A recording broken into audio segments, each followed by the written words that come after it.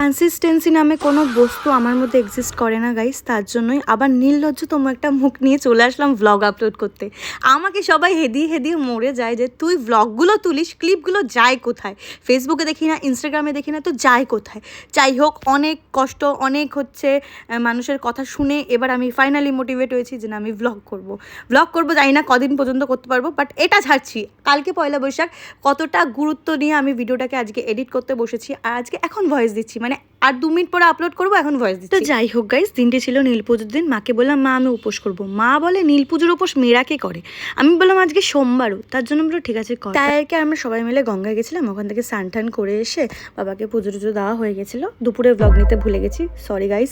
তারপরে আবার বিকেলবেলায় শিফট হয়ে গেছি, কারণ বিকেলবেলায় বেরিয়ে গেছিলাম আমি আমার বান্ধবীদেরকে নিয়ে একটুখানি ঘুরতে। এখানে ওর বক্তব্যটা শুন। 100 টাকা দিয়ে হ্যান্ড ওয়াশ একদমই না, 10 টাকা শেষে কিছু নেবে না গাইস, টাকা জানিয়ে নেবো আমি।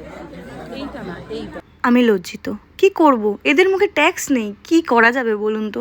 যাই হোক, বিকেলের দিকে চলে গেছিলাম ফুচকা খেতে। ওখান থেকে আমি একটুখানি চুরমুর খেয়েছিলাম, কারণ প্রচণ্ড পরিমাণে আমার খিদে লেগেছিলো, আর আমি নির্জলা উপোস থাকিনি, তার জন্য আমি চুরমুরটা প্রেফার করছিলাম। এটা পুরোপুরি নিরামিষ ছিল। আরে খাওয়া দাওয়া তো অনেক হবে, আগে বলো পয়লা বৈশাখে জামা কটা হলো সবার? যাই হোক, যখন যাচ্ছিলাম বাবা মার জন্য জামা কিনতে, তখন দেখি বানেশ্বর বাবাকে তার সিংহাসনে বসানো হচ্ছে। তারপরে আমরা চলে গেলাম মায়ের জন্য শপিং করতে, আর বাবার জন্য সেটা সব শপিং করতে। ওখান থেকে বান্ধবীদেরকে বাড়িতে দিয়ে আসার জন্য রওনা দিয়েছিলাম, তখন দেখি রাস্তায় বড় আগুন জ্বলছে, সামনে গিয়ে দেখি একটুখানি।